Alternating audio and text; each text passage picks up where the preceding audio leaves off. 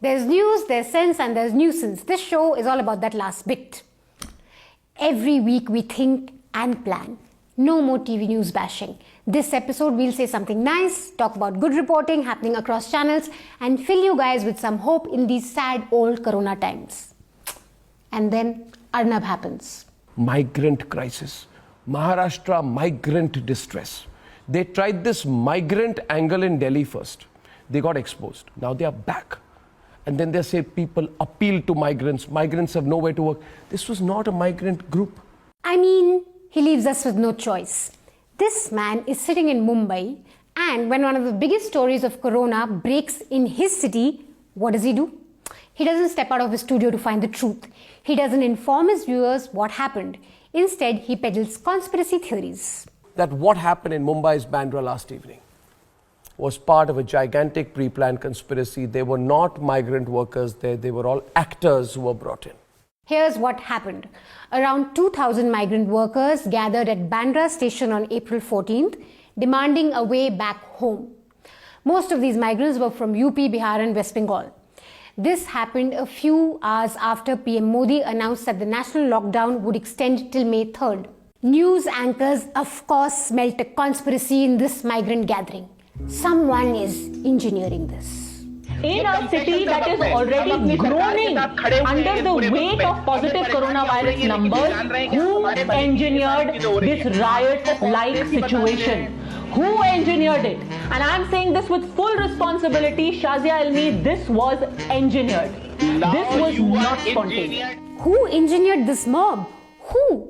It's not like I'm a journalist who can find the truth. I mean, why bother with actual reporting when I can just sit at home, stare at the screen, fake seriousness and just keep staring and host a Sasmo serial instead of a news show. Bandra से ऐसी कौन सी train है 4 बजने के बाद? It's like all news channels were reading out of a script handed over to them by Big Boss. बहुत से लोग पूछ रहे हैं कि अगर ये सब घर जाने के लिए निकले थे तो इनके पास सामान क्यों नहीं था? अब ऐसा कैसे हो सकता है कि वो वहाँ पहुँचे लेकिन अपना सामान लेकर नहीं पहुँचे हैं?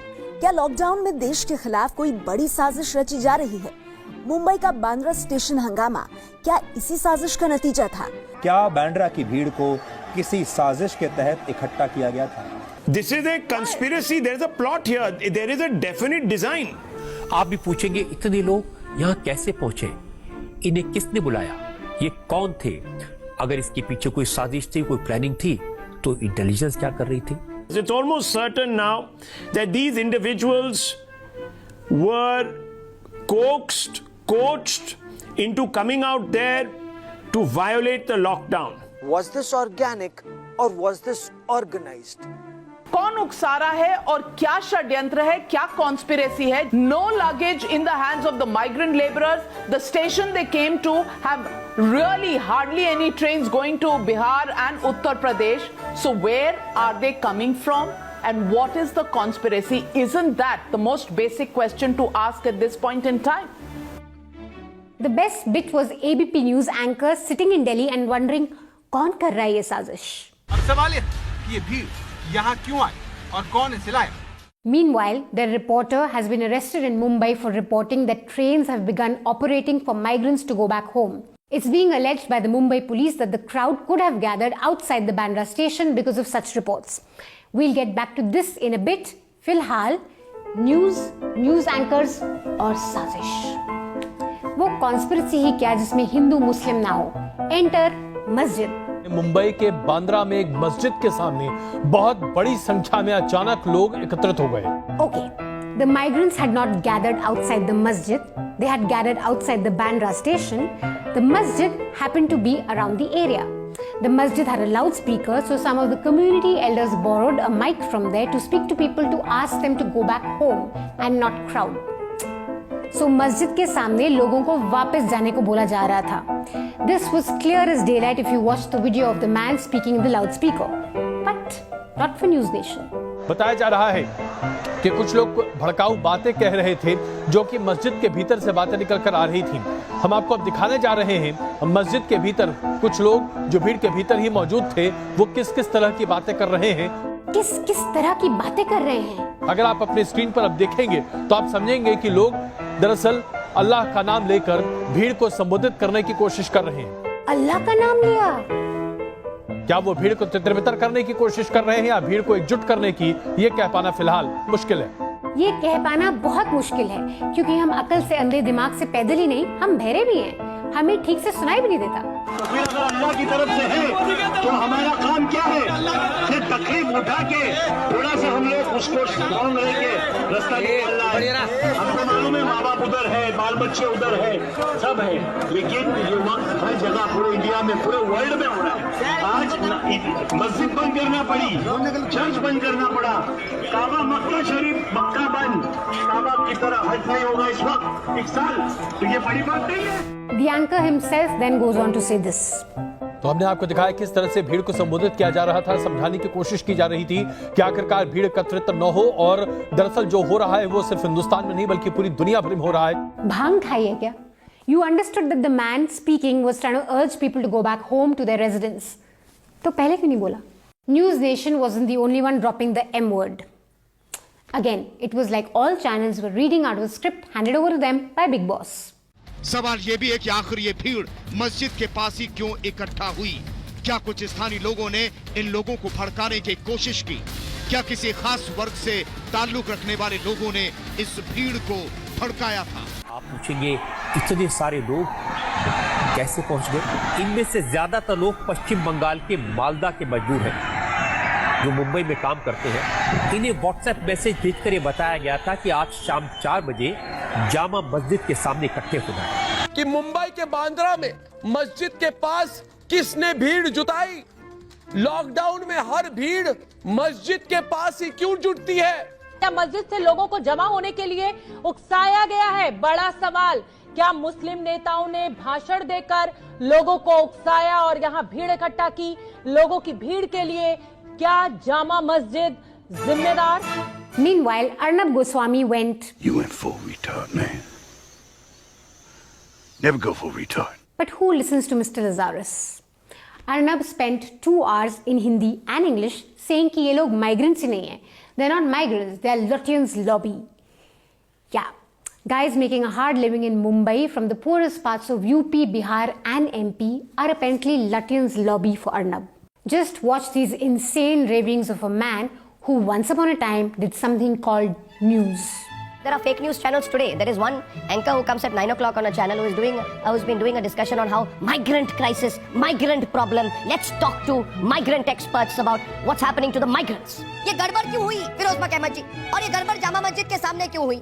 ये हमेशा ऐसी गड़बड़ें क्यों होती रहती है? That this could have been a well orchestrated, well planned, manipulated effort to create. मुझे लग रहा है कई लोग ऐसे हैं जो लॉकडाउन के खलनायक हैं, जो विलेन हैं, जो चाहते हैं कि गड़बड़ हो, वो चाहते हैं हिंसा हो। जिया जी, आप इस पर खुलकर बोलते क्यों नहीं है? एक जमाने में खुलकर बोलते थे आप, आजकल हो क्या गया आपको? पूछता है भारत। बांद्रा स्टेशन पर जो हजारों लोग आए वो मजदूर नहीं थे। वो कौन थे? वो किराए पर बुलाए गए एक्टर थे। You know, you people with your fake narrative. I'm talking about Bandra in Mumbai. Chill. ये तफरी करने वाले नायक थे, जिसको दिल्ली की भाषा में बोला जाता है वेलापंदी। वेलापंदी यानी कि तफरी करने के लिए, जैसे लोग मेले पे जाते हैं ना घूमने, मौज करने, ये वेलापंती कर रहे थे, मौज कर रहे थे, मजे कर रहे थे। ये कोई मजदूर मजबूर नहीं थे। Like I said, Arnab's studio is in Mumbai. I mean, we're told that every night. From the Mumbai studios of Republic TV, it's time for Arnab Goswami on the debate. His office is like 20 minutes from where the migrant laborers had gathered. So, he could have very well replaced his shouting matches with a proper ground report instead of shitting on migrants. Arnab, you yourself are a migrant in Mumbai from Assam. थोड़ी sympathy ही कर लेते migrant से और irony से. कितनी बार irony को लात मारोगे? Anyway, what Arnab couldn't do, we'll do. News Laundry reporter Pratik Goyal was on the ground. You can read his story on our website newslaundry.com, and we have him here on TV News to answer some questions. Welcome Pratik. Pratik, Arnab Goswami का ये कहना है कि ये लोग migrant laborers थे ही नहीं. You were there on the ground, so please tell us सच क्या है? ये एरिया शास्त्री नगर स्लम का है और वहाँ पे बहुत सारे माइग्रेंट लेबर्स रहते हैं और ये जितने भी लोग वहाँ पे इकट्ठा हुए थे सारी माइग्रेंट लेबर्स हैं। ये वेस्ट बंगाल, बिहार, यूपी और उड़ीसा के माइग्रेंट लेबरर्स थे मैक्सिमम इसमें, और ये अधिकतर ये डेली वेज लेबरर्स हैं जो कि कंस्ट्रक्शन साइट्स पे काम करते हैं। तो वो जो बोल रहे हैं कि वो माइग्रेंट लेबर नहीं है, तो वो बात बिल्कुल बेईमानी बात कर रहे हैं, मतलब झूठ बात है, वो ऐसी बात बिल्कुल नहीं है, वो माइग्रेंट लेबरर्स ही है। ओके, तो ये भीड़ कल के दिन वो बोल देंगे कि इंडिया कैपिटल दिल्ली नहीं है, तो वो मतलब थोड़ी ना मान दी जाएगी बात। ओके, तो अब आप हमें ये बताइए कि ये भीड़ बांद्रा स्टेशन के आगे कैसे इकट्ठा हुई और क्यों इकट्ठा हुई? देखिए, ये जो भीड़ है ये बांद्रा स्टेशन के उधर नहीं, ये बांद्रा बस डिपो है, ये वहां पे थे ये लोग।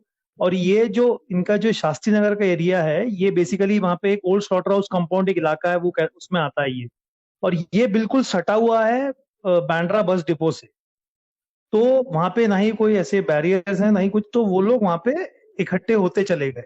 और मतलब किसी ने भी उनको किसी ने ऐसा बोला नहीं था कि आप मतलब कोई व्हाट्सएप मैसेज या कोई न्यूज रिपोर्ट या मतलब उसके जरिए वहां पे इकट्ठे नहीं होते, लेकिन ये बिल्कुल लगा हुआ है, इसलिए वहां पे वो लोग आते चले गए। और वो इसलिए कि भाई मतलब कुछ लोग का मतलब आपस में बातचीत वो कर रहे थे कि भाई सब इकट्ठा होंगे तो मतलब हमारी बात रख सकेंगे गाड़ी चालू करने की, तो वो वर्ड ऑफ माउथ ऐसा ऐसा घूमते घूमते घूमते एक दूसरे के पीछे वो सब बहुत सारे लोग वहां पे आते चले गए।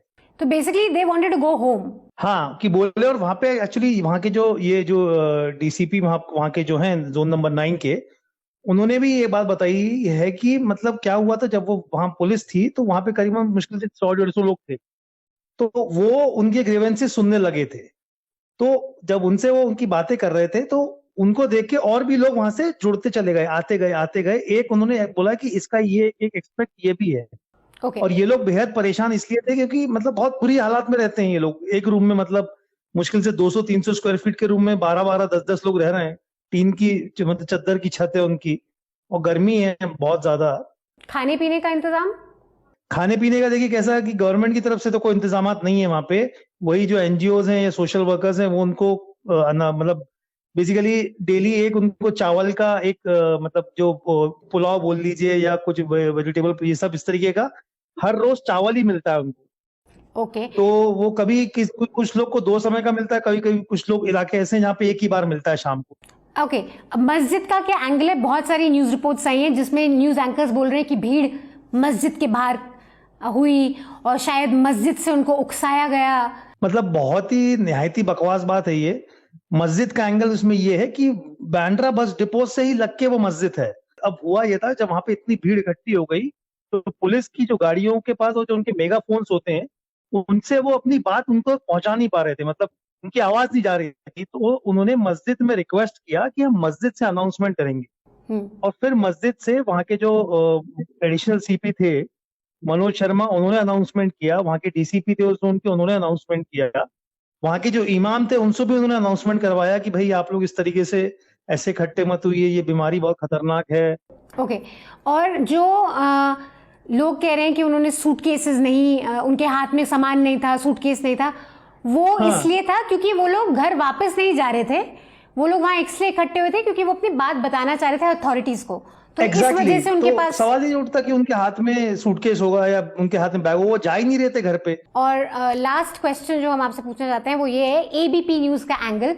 एबीपी के एक रिपोर्टर को अरेस्ट कर दिया है, तो ये हमें बताइए कि एबीपी के रिपोर्टर ने क्या बोला और कितना हम उनको ब्लेम करना सही रहेगा नहीं रहेगा, उनके अगेंस्ट एफआईआर के बारे में आप बता दीजिए।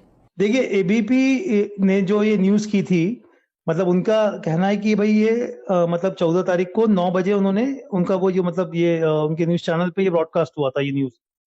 तो उसमें एंकर बोल रहे हैं कि भाई इस तरीके से अब ये जो स्टैंडर्ड लेबरर्स हैं इनको घर पहुंचाने के लिए ट्रेन शुरू हो जाएंगी।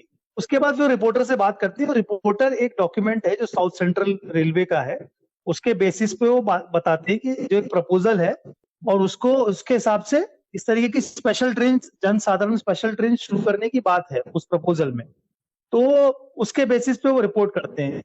तो इसमें इसके बेसिस पे बता रहे हैं, तो वो जो एंकर है वो जिस तरीके से बात कह रहे हैं कि मतलब वो ट्रेन शुरू हो जाएंगी, वो थोड़ा मिसलीडिंग लगता है। लेकिन वो जिस डॉक्यूमेंट के बेसिस पे रिपोर्ट कर रहे हैं, तो वो उन्होंने वही रिपोर्ट किया है उस पे।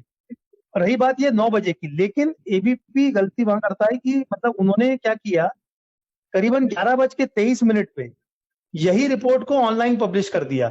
जबकि 10 बजे तो ऑलरेडी लॉकडाउन अनाउंस हो गया। मतलब जब पीएम ने स्पीच दी थी तो उन्होंने बोल दिया था कि भाई 3 मई तक लॉकडाउन रहने वाला है। So there's a bit of an editorial miscalculation here, but what Pratik is trying to tell us is that you can't entirely blame the reporter because he was speaking from an internal circular.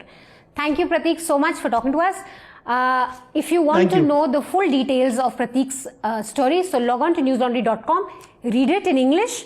We'll also translate it in Hindi and that will be up on the website in some time, so you can read it on both English and Hindi. Thank you, Pratik, so much for your work. See what Republic TV couldn't do, we did. तो क्या हुआ अगर उनके पास मोदी जी का साथ है, BJP का साथ है? Yeah, this guy who's with the BJP is one of the investors in Republic. Not just him, Arnab even has big brands like Powered by General Air Conditioners and Century Ply. Manisha, अपने पास क्या है यार? हमारे पास आप हैं. No, not this app. App, you guys, news subscribers. People who pay to keep news free so that we can get you news and not natak, and so that we can make all the fun of all the natak that pretends to be news. So, come on guys, subscribe to newslaundry.com. If you like what I do, and if you like what journalists like Pratik do, then don't forget to subscribe to newslaundry.com so that we can bring you more news and we can do more dhulai of news. That's all the nuisance we have for you this week. We'll be back next week. Till then, stay mad, that's the only way. Thank you everyone for watching this episode. If you liked it, don't forget to like our YouTube channel. It's very important. Please like our YouTube channel and please send this video to your friends, families, lovers, girlfriend, boyfriends, dada dadis, everyone in your family and make them watch it. And after making them watch it, please ask them to like our video and subscribe to our YouTube channel. Please subscribe to our YouTube channel. We really need the numbers. Thank you.